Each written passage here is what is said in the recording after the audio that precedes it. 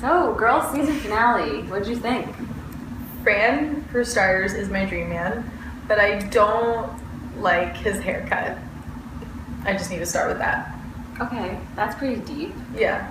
And philosophical. I thought so. You know what I was thinking before I watched the episode is, do you remember the first season when Hannah was really jealous of the girl she was in that writing workshop or she was at that, I guess that reading, and she was so jealous of this girl who'd experienced like terrible heartbreak and a dead parent, and she was like, "You're so lucky." Yeah. And so all I was thinking was that in the last 3 episodes, she's gone through her version of a tragedy, which is essentially like her father coming out and her mother losing it. Right. And she hasn't so much as mentioned writing.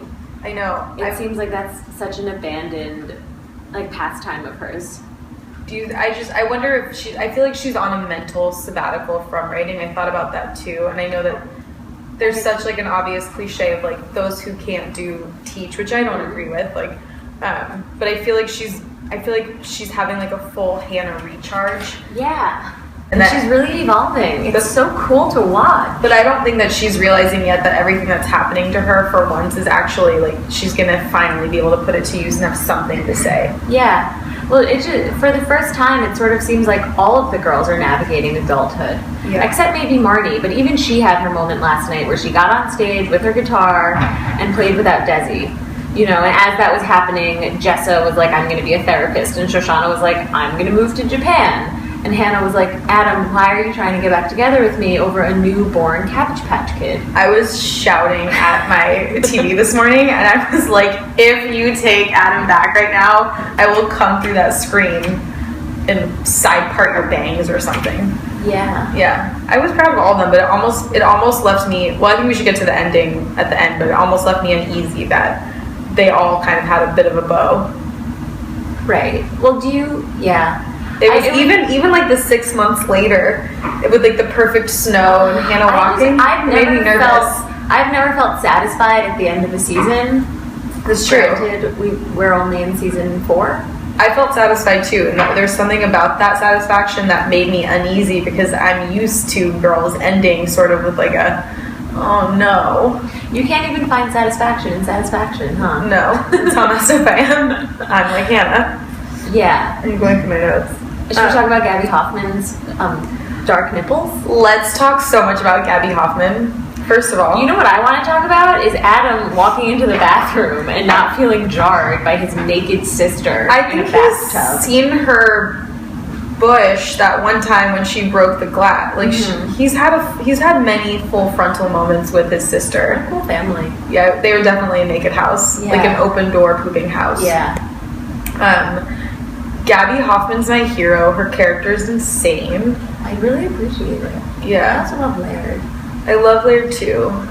I was wondering the whole time. He's kind of chicken shit though. He's not really a man. I like that he needs to be a man. But he's so sweet. Yeah, but he's gonna be a father. That scene made me so uneasy though. So Jessa Hannah. Okay, we need to talk about that. First of all, the hyphens. Is Jessa hyphen Hannah? Yeah. A subtle nod to the character deceased Mimi Rose. She's a new age Mimi Rose. She made Jessa want to be a therapist. I loved that moment when Jessa was like, they were just words. And she had this obscene epiphany. I love that moment because I thought that it was going to be really cliche. And like as soon as Jessa walked into the apartment with her having the baby, I was like, here comes Jessa's grand moment of realizing that she wants to be a doula too. Just like one more thing in Jessa's throwaway career. And so then when she came home and said, I'm going to be a therapist, I was like, I did not see that coming. I thought you were going to be a doula. Well, so I also really appreciated Shoshana's pursuit of Ray, not finding him, and then coming upon this really prolific man in a bandana who was like, are you familiar with Sheryl Sandberg? This is your lean-in moment. You have to go to Japan. Though I do think that her boyfriend is kind of sweet. But it is a strange ask, right? Stay here, stay in New York. I'll hire you. There was something, yeah, it was a strange ask. There was something weird and desperate about him saying, I'm almost falling in love with you. Like, normally that line is used... I've never heard that line before. So that I'm about to fall in love with you. I think that line is used frequently in, like, very romantic situations. It's said in, like... I think I'm falling in love with you. I think I'm falling in love with you. But, like, that is code for I'm falling in love with you and I'm trying to not freak you out right now. As opposed to this very technical, finite... on March 31st, Yeah. I am sure that I will be in love with you. I'm not sure if it'll be at 9 p.m. or 9 a.m., but it will certainly happen. Yeah, it's like, that's when it's like your 6-month review or something. Yeah. And then that fact that she's, like, for a moment was going to hang on to that, and of course she is. She was, yeah. Yeah.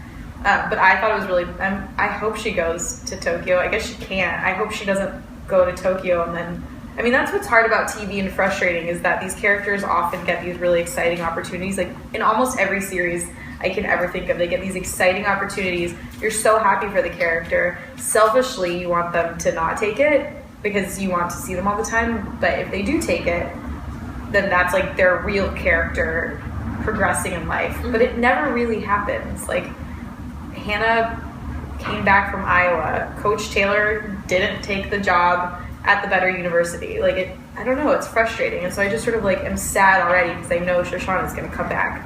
Unless she doesn't. But if she does come back, you hope it's not for the guy. Right. Because that never works out, especially not when there's a date set for the love to happen. When I was watching last night with AD, he said that Ray's only bad quality is his affection for Marnie. Ugh, it's so gross. Should we talk about that, or is that a dead horse? I don't know. I actually filmed his whole monologue to Desi because I think it was the first time. I think Ray puts up such a... I mean, I don't think that his like old man on the front porch shaking his fist is a facade. I think that really is him. But I think that when he's like super lame and gooey about Marnie, who sucks, I think that's like very real. But maybe she doesn't suck, right? Maybe there's something to Marnie that we're not quite seeing that Ray is seeing. I think he sees a pretty girl who really needed him, and I think he held on to that feeling that someone desperately needed him, but who at the time was less obviously needy than Shoshana. Like, Shoshana needed him too, but she's, I think, more independent than Marnie is in some ways. I think that having this like total damsel in distress like gave Ray this sort of like fulfillment that he probably wouldn't otherwise seek or let himself feel in his normal state. Well, I think the problem with Marnie Ray is that she never is that she never hits rock bottom. She never allows herself to hit rock bottom, and maybe that's because she's able to rely like so comprehensively on her looks. So she never actually learns the lesson. Right. Because she just powders her nose and sings a song. Yeah. I really... a fucking feather in her hair. I was told... Yeah, she didn't... Did she have hair? Except she had the curled hair and a smoky eye this time. I did not know that Desi wore eyeliner. I never knew that that was something that was happening on his face. Did you? I just need a sidebar for that. I mean, it doesn't surprise me. I didn't even think about it as I watched. He was wearing an artistically distressed Desi is like the shirt. male version of Marnie. He is like the king of putting band-aids on wounds that need stitches. And Marnie's like trying to put gauze pads on like gun wounds. Yeah. Desi's also like an anthropology hipster. I'm gonna look in my notes, pause, because I really was like, oh, I actually like can stand Marnie in this episode until I feel bad for Marnie until she said, I actually got my start as a solo artist. Flashback to her performance of, was it Kanye West? Charlie! Yeah. Yeah, and she Harder, better, faster, stronger. Yeah, and so started from the bottom, now we're here. That's Drake.